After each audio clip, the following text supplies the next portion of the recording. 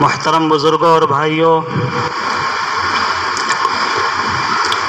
اللہ تبارک و تعالیٰ کا جتنا شکریہ ادا کریں کم ہے کہ اللہ تبارک و تعالیٰ نے ہمیں قرآن جیسی عظیم دولت سے نوازا ہے۔ اس امت کے لیے جو راہ ہدایت اور کامیابی کی جو راستے، واضح راستے جس کی طرف رہنمائی کی گئی ہے، اللہ تبارک و تعالیٰ نے اس امت کو قرآن سے نوازا ہے۔ یہ قرآن کریم کی قرآن عظیم الشان، یہ اللہ کی بہت عظیم اور بہت زبردست نعمت ہے اس امت کے لیے کہ جو اللہ تعالیٰ نے دیا ہے، اور اللہ تبارک و تعالیٰ اس کی حفاظت فرما رہے ہیں۔ جیسے دیا تھا ایسے ہی آج تک قرآن موجود ہے۔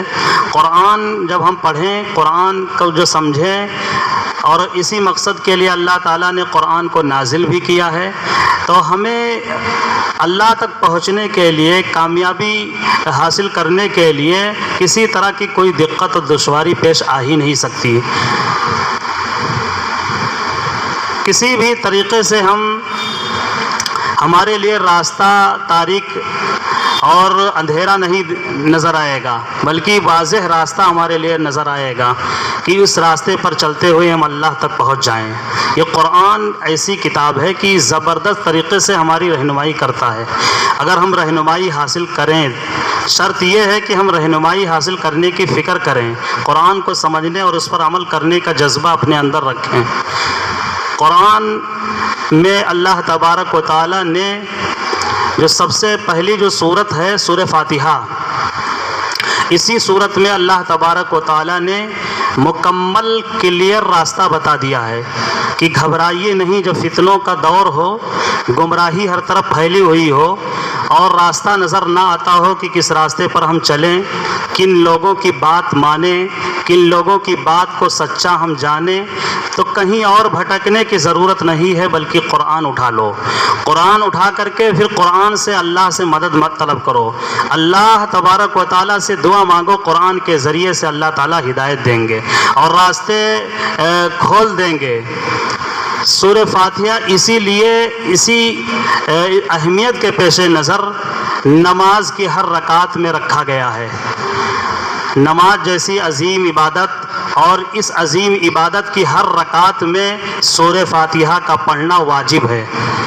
لا صلاۃ الا بفاتحۃ الکتاب، حدیث میں ہے کہ کوئی نماز سورہ فاتحہ کے بغیر ہوتی ہی نہیں ہے۔ 3 نمازوں میں تو امام کے پیچھے جب نماز پڑھتے ہیں تو 3 نمازوں میں تو سورہ فاتحہ ہم سنتے ہیں، امام پڑھتا ہے اور سنتے ہیں۔ اور سننے کے تعلق سے ہے کہ جب امام صاحب پڑھیں سورہ فاتحہ تو صرف سنا نہ جائے بلکہ غور کیا جائے۔ وَإِذَا قُرِئَ الْقُرْآنُ فَاسْتَمِعُوا لَهُ وَأَنصِتُوا، جب قرآن پڑھا جائے، سورہ فاتحہ پڑھا جائے تو صرف سنو نہیں بلکہ غور کرو، دھیان لگاؤ، معنی مطلب پر غور کرو۔ وَلَا الضَّالِّينَ، جب امام کہے تو آمین کہو، اے اللہ قبول فرما لیجئے۔ 3 نمازوں میں تو سورہ فاتحہ کو ہمیں سننا ہوتا ہے۔ کس طرح ہم سنتے ہیں اور سورہ فاتحہ کی اہمیت ہمارے نزدیک کیا ہے ہم سب جانتے ہیں۔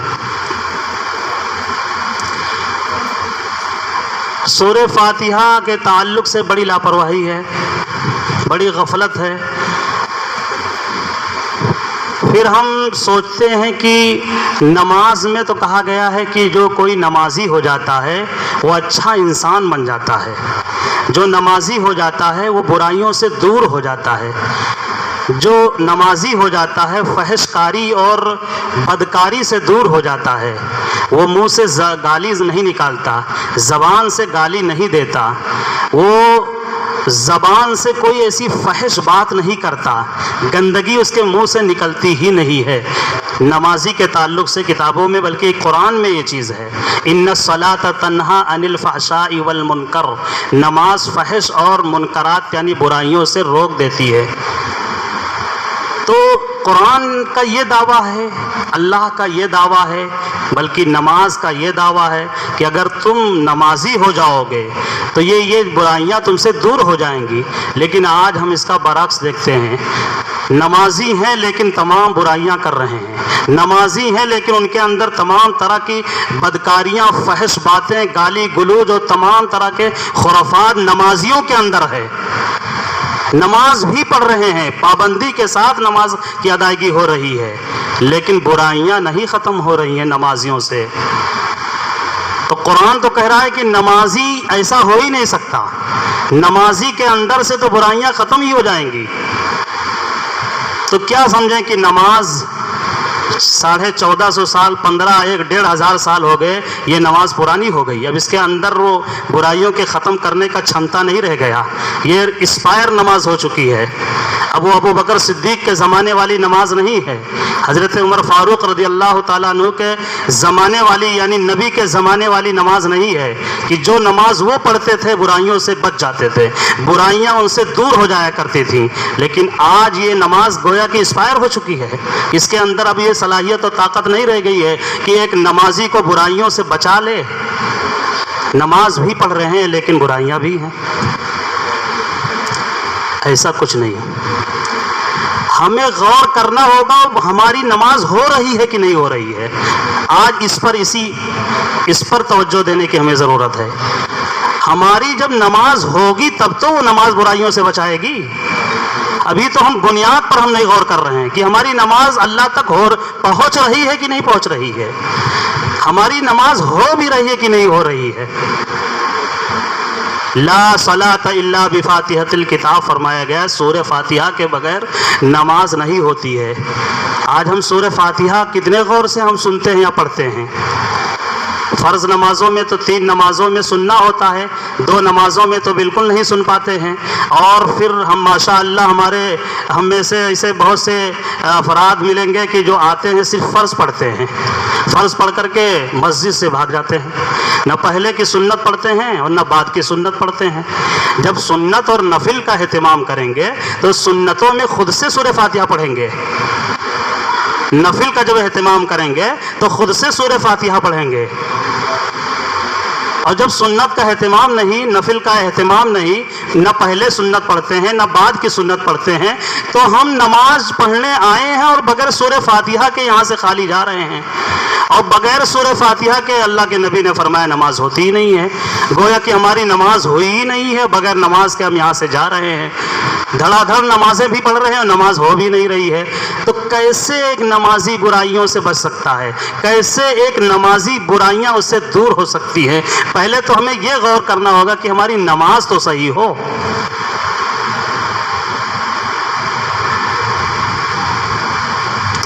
سورہ فاتحہ میں مختصر آیتیں ہیں لیکن اتنی جامع آیتیں ہیں، اللہ کی تعریف، اللہ کی حمد و ثنا، اپنی ابدیت کا اقرار، ایاک نعبد و ایاک نستعین، اے میرے خدا ہم آپ ہی کی عبادت کرتے ہیں اور آپ ہی سے مدد مانگتے ہیں۔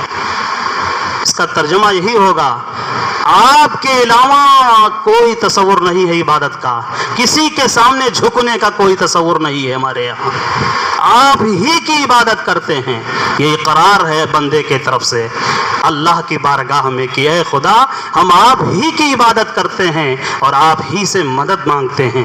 اہدنا الصراط المستقیم، اے اللہ، یہاں یہ دعا مانگا جا رہا ہے اللہ تعالیٰ سے کہ اے اللہ ہمیں سیدھے راستے پر چلا دیجئے۔ آج تمام راستے ہیں، کس راستے پر چلیں؟ تمام گمراہوں کے راستے ہیں، سمجھ بھی نہیں آتا ہے کہ کس راستے پر چلا جائے۔ اللہ سے مانگا جائے نماز میں سورہ فاتحہ کے ذریعے سے کہ اللہ سیدھے راستے پر چلا دیجئے، آپ چلا دیں گے تو ہم چلے جائیں گے اور چلے جائیں گے تو آپ تک پہنچ جائیں گے۔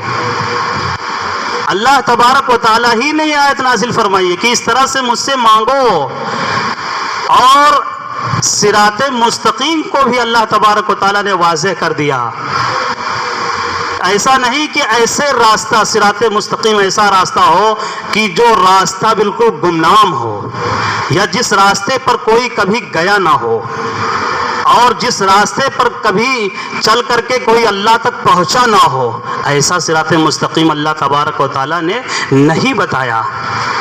گوگل کا زمانہ ہے، میپس لوکیشن ڈال کر کے راستہ کے رہنمائی لی جاتی ہے، چلا جاتا ہے۔ بہت سے ایسے واقعات سامنے آئے کہ آدمی جا رہا ہے اسی کے سہارے، لیکن پتہ چلا برج ہے اور برج ناتمام ہے، مکمل بنا نہیں ہے، اور جا کر کے گاڑی جو ہے نیچے گر گئی، حادثہ پیش آ گیا، آگے راستہ نہیں تھا۔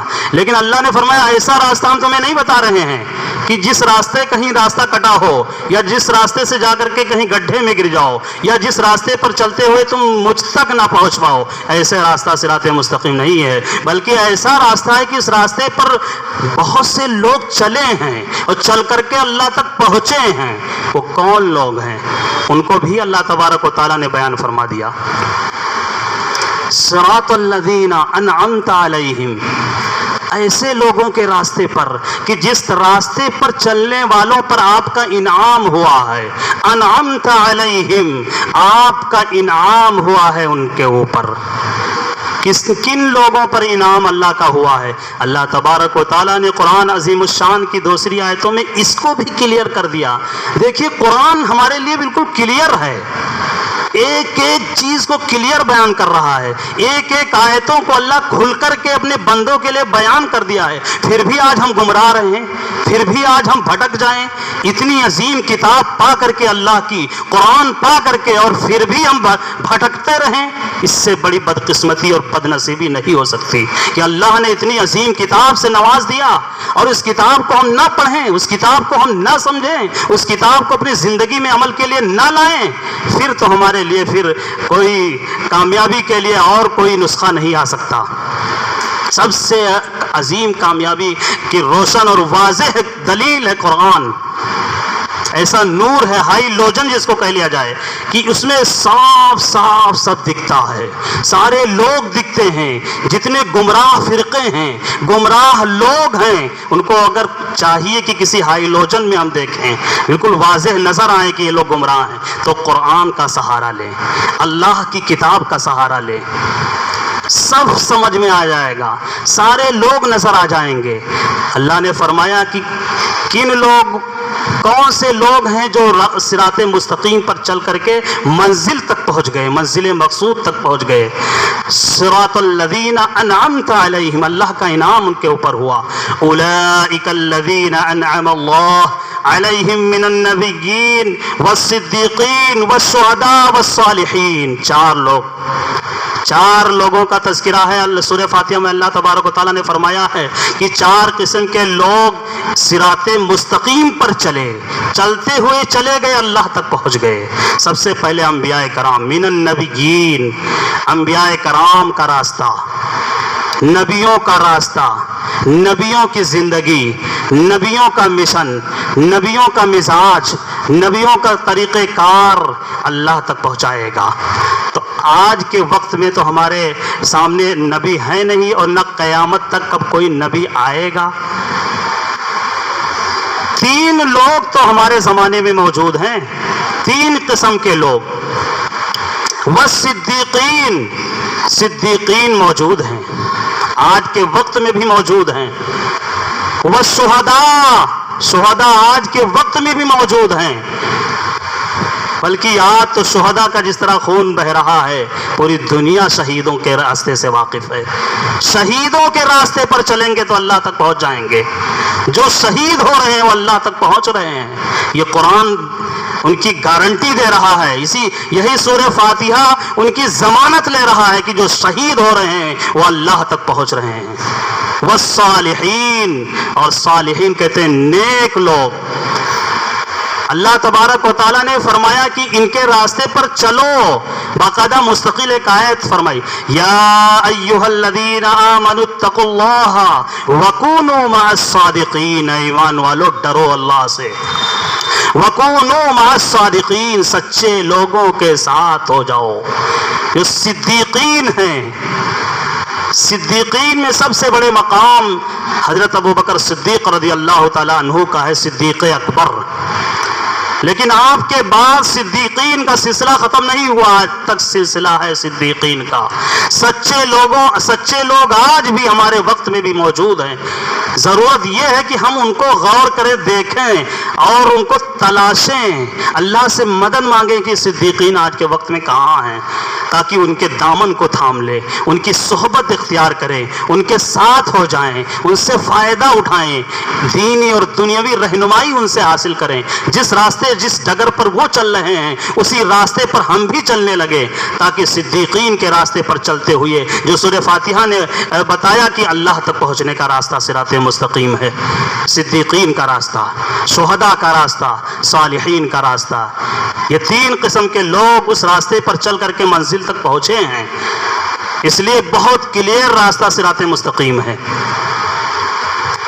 کون سے لوگ جس راستے پر چل رہے ہیں وہ گمراہ ہیں، ان کو بھی اللہ تبارک و تعالیٰ نے سورہ فاتحہ میں بیان فرما دیا ہے کہ ایسے گمراہوں کے راستے پر اگر چلو گے، ایسے لوگوں کے راستے پر اگر چلو گے تو منزل مقصود تک نہیں پہنچ پاؤ گے، اللہ تک نہیں پہنچ پاؤ گے، بلکہ گمراہ ہو جاؤ گے، اللہ کا غضب نازل ہو جائے گا، اللہ کے عذاب میں گرفتار ہو جاؤ گے، اللہ کی پکڑ تمہارے اوپر آ جائے گی۔ وہ دو لوگ ہیں، غیر المغضوب علیہم ولا الضالین، دو طرح کے لوگ ہیں، ان کے راستے پر بالکل نہیں چلنے کا۔ ان کے راستے پر چلو گے تو اللہ کی پکڑ سے بچ نہیں پاؤ گے، وہ دونوں کے دونوں گمراہ ہیں۔ غیر المغضوبی، ایسے لوگوں کے راستے پر اللہ ہمیں نہ چلائیے، اللہ فرما رہے ہیں ایسے لوگوں کے راستے کا انتخاب نہ کیجئے جن کے اوپر اللہ کا غضب نازل ہوا، غیر المغضوبی، جن کے اوپر اللہ کا غضب نازل ہوا، ولا الضالین، اور جو لوگ گمراہ ہو گئے، بھٹک گئے۔ مغضوبی علیہم سے مراد یہودی ہیں، ولا الضالین سے مراد عیسائی ہیں، کرسچن ہیں۔ کلیئر ہے، یہ ہر مفسرین کی یہی رائے ہے کہ غیر المغضوبی علیہم سے مراد یہودی ہیں، اللہ نے ان کے اوپر غضب نازل کیا، ولا الضالین، اور عیسائی گمراہ ہیں، ولا الضالین ہیں، یعنی یہودی اور عیسائیوں کے راستے پر نہیں چلنے کا۔ یہودی اور عیسائی کے راستے پر چلو گے تو گمراہ ہو جاؤ گے، اللہ کا غضب نازل ہوگا۔ یہودی اور عیسائی میں فرق کیا ہے؟ یہودی اور عیسائی میں افراط و تفریط کا فرق ہے۔ یہودی یہ زیادہ اللہ کے نزدیک غضب کے مستحق ہیں عیسائیوں کے مقابلے میں۔ یہودی کہتے ہیں کہ جانتے ہوئے بھی غلط راستے کا انتخاب کرنا، جانتے ہوئے بھی غلط کام کرنا، اس کا نام یہودیت ہے۔ یہودیوں کو سب پتا تھا یہ اللہ کے پیغمبر ہیں، ہماری رشد و ہدایت کے لیے دنیا کے اندر آئے ہیں، لیکن پیغمبروں کو قتل کر دیتے تھے۔ یہ اسرائیلی اتنے بدبخت بد نصیب تھے کہ سب کچھ جانتے ہوئے بھی، یہاں تک کہ آخری نبی، ہمارے نبی اللہ کے محبوب حضرت محمد مصطفیٰ صلی اللہ علیہ وسلم کو بھی اپنے بھائی سے بھی زیادہ صحیح سے جانتے تھے۔ جیسے کوئی اپنے بھائی کو صحیح طور پر جانتا پہچانتا ہے، اس سے بھی زیادہ صحیح طریقے سے اللہ کے نبی کو جانتے تھے، پھر بھی ایمان نہیں لائے، پیغمبروں تک کو قتل کر دیے۔ اس لیے یہ غیر المغضوب ہیں۔ ولا الضالین، عیسائی کہتے ہیں کہ محبت میں خدا کا مقام دے دینا، کسی کو اتنا بڑھا دینا، کسی کے رتبے کو مرتبے کو اتنا بڑھا دینا کہ وہ خدا تک پہنچا دینا، یعنی شرک کا ارتکاب کرنا۔ انہوں نے پیغمبروں کو اتنا بڑھایا، قتل تو نہیں کیا عیسائیوں نے، کرسچن نے، لیکن اتنا مرتبہ بڑھایا، عیسیٰ کو خدا بنا دیا، حضرت عیسیٰ ہی کو خدا بنا دیا۔ اس کو کہتے ہیں محبت میں غلو کرنا، اس کو کہتے ہیں محبت کے نام پہ راستے سے پھٹک جانا، گمراہ ہو جانا، یہ عیسائی ہیں۔ ولا الضالین، اللہ تبارک و تعالیٰ نے اسی سورہ فاتحہ میں بالکل واضح کر دیا کہ جو یہودی ہیں اور عیسائی ہیں، یہ ان کے راستے پر نہ چلنا، ان کے راستے پر چلو گے تو تمہارے اوپر غضب نازل ہوگا اور گمراہ ہو جاؤ گے۔ یہ بنی اسرائیل اللہ تبارک و تعالی نے سب سے زیادہ تذکرہ قرآن عظیم الشان میں جس کا کیا ہے وہ بنی اسرائیل کا کیا ہے، اسرائیل یعنی یہودیوں کا کیا ہے، سب سے زیادہ تذکرہ کیا ہے۔ اور تذکرہ کرنے کا مقصد یہ ہے کہ جس طرح سے وہ لوگ غضب کا شکار ہوئے ہیں، خدا را میرے بندو ان کے راستے پر نہ چلنا، ان کے جیسے نہ ہونا، کہ سب کچھ جانتے ہوئے بھی غلط کرو، سب کچھ جانتے ہوئے، واقف ہوتے ہوئے بھی، جانکاری ہوتے ہوئے بھی غلط راستے پر چلو۔ یہ یہودیوں کا کام تھا۔ سب جان رہے تھے کہ پیغمبر کیا، ان کے بارے میں تو اللہ نے فرمایا من اجل ذالک کتبنا علی بنی اسرائیل انہ من قتل نفسا بغیر نفس او فساد فی الارض فکأنما قتل الناس جميعا ومن احیاها فکأنما احیا الناس جميعا۔ یہ ان کے تعلق سے قرآن میں اللہ تبارک و تعالیٰ نے فرمایا ہے کہ بنی اسرائیل کو ہم نے حکم دیا تھا کہ ناحق کسی انسان کو قتل نہ کرنا۔ ایک انسان کو اگر ناحق قتل کرو گے تو پوری دنیا کی انسانیت کو قتل کرنے کا گناہ و وبال ہوگا تم کو۔ لیکن کہاں عمل کیے؟ انسان تو کیا، پیغمبر کو بھی انہوں نے قتل کر دیا بنی اسرائیلیوں نے۔ اور آج جس طرح سے یہودی اور اسرائیلی خون بہا رہے ہیں وہ دنیا دیکھ رہی ہے۔ اسی لیے اللہ تبارک و تعالیٰ نے سب سے زیادہ ان کی شرارتوں اور خباثتوں کا تذکرہ کیا۔ بار بار اللہ کے نبی حضرت موسیٰ علیہ السلام سمجھاتے رہے، بلکہ اللہ تبارک و تعالی بنی اسرائیل کو ایسے الفاظ سے سمجھایا، یا بنی اسرائیل اذکروا نعمتی التی انعمت علیکم۔ اسرائیل نام ہے حضرت یعقوب علیہ السلام کا، چونکہ ابراہیم علیہ السلام کے پوتے تھے حضرت یعقوب علیہ السلام۔ حضرت یعقوب علیہ السلام کے 12 بیٹے تھے۔ حضرت یوسف علیہ السلام کے 11 بھائی تھے۔ یہ جو 11 بھائی تھے وہی یہودی ہیں، وہی فرقے، وہی نسلیں ان کی ہیں یہودیوں کی، یوسف علیہ السلام کے۔ اور یوسف علیہ السلام عراق چھوڑ کر کے جا کر فلسطین میں جا کر کے مصر میں جا کر کے آباد ہو گئے تھے، جہاں فرعون کی حکومت تھی۔ حضرت یوسف علیہ السلام، پھر حضرت یوسف علیہ السلام اور ان کی نسلیں جو ہے پروان چڑھی، یعنی حضرت یعقوب علیہ السلام کی، یہاں تک کہ جس وقت فرعون سے بنی اسرائیل کو لے کر کے حضرت موسیٰ علیہ السلام جب نکلے ہیں، مصر کو چھوڑے ہیں، اس وقت ان کی تعداد 60 لاکھ تھی۔ کتابوں میں لکھا ہے 60 لاکھ کی تعداد میں اسرائیلی تھے مصر کے اندر، جب فرعونیوں سے اللہ تبارک و تعالیٰ نے نجات دی تھی۔ اللہ تبارک و تعالیٰ اپنی نعمت کا بار بار تذکرہ فرما رہے ہیں کہ اے اسرائیل کے اولاد، اے اسرائیل کے بیٹو۔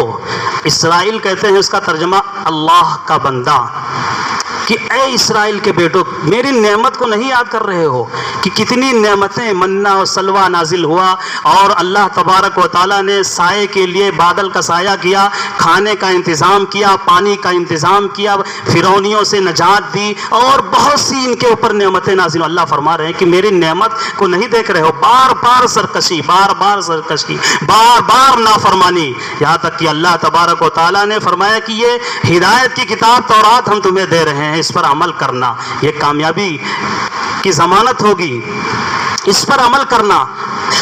انہوں نے مطالبہ کیا کہ ہم کیسے مان لیں کہ یہ تورات جو کتاب اللہ نے دی ہے یہ اللہ ہی نے دی ہے، کہیں آپ تو نہیں لکھ لیے ہیں اپنے طرف سے۔ اللہ تبارک و تعالیٰ ہمارے سامنے آ کر کے بتائیں کہ ہم نے ہی اس کتاب کو دیا ہے، تب ہم مانیں گے۔ جہرتن فقلنا، قرآن میں اللہ تبارک و تعالیٰ نے اس کو ابھی تذکرہ کیا ہے کہ انہوں نے کہا اعلانیہ صاف طور پر اللہ تعالیٰ ہمیں دکھائی دیں، اور اللہ یہ فرمائیں کہ میں نے ہی کتاب کو دیا ہے۔ اور جب اللہ تبارک و تعالیٰ کا عکس، اللہ تبارک و تعالیٰ کا جب وہ تجلی نازل ہوئی، سب کے سب مر گئے، تاب نہیں لا سکے۔ پھر موسیٰ علیہ السلام نے دعا کی اللہ تعالیٰ ان کو زندہ کر دیجئے ورنہ اور فتنہ بڑھے گا۔ یہ مکمل تذکرہ بنی اسرائیل کا ہے کہ کتنے سرکش اور کتنے اناد اور کتنے یہ لوگ حق سے اور صحیح چیز کو جانتے ہوئے بھی اس سے دور ہونا، اس کی مخالفت کرنا اور اللہ کی نعمتوں کی ناشکری کرنا، پیغمبروں تک شخص کو قتل کر دینا جن کے تعلق سے کہا گیا ہے ایک شخص کو اگر قتل کرو گے تو گویا کہ دنیا کے ہر انسان کا تم نے قتل کیا. لیکن آج کس طرح سے ان کے کارنامے ہیں. بنی اسرائیلیوں کی ان کی ایک عظیم تاریخ ہے, بڑی تاریخ ہے, خوفناک تاریخ ہے. قرآن کے جو ہے پہلا پارہ الف لام میم سورہ بقرہ میں پورا مکمل ڈیٹیل تفصیل کے ساتھ اسرائیل کی تاریخ کو قرآن نے بتایا ہے اور فرمایا سورہ فاتحہ کے اندر کی بغیر اس کے نماز نہیں ہوتی ہے, اس لیے کہ اس کا خیال کرو نماز میں سورہ فاتحہ پڑھا جائے یا خود سے پڑھو یا پڑھا جائے تو غور سے سنو اور اللہ سے دعا مانگو کہ اللہ تعالیٰ جو سورہ فاتحہ میں ہے غیر المغضوب علیہم ولا الضالین یہود و نصارہ کے راستے پر, اللہ تعالیٰ ان کے راستے پر چلنے سے ہمیں بچا لیجئے. اللہ تبارک و تعالیٰ ہم سب کو کہنے سننے سے کہیں زیادہ عمل کی توفیق نصیب فرمائے. آمین. وآخر دعوانا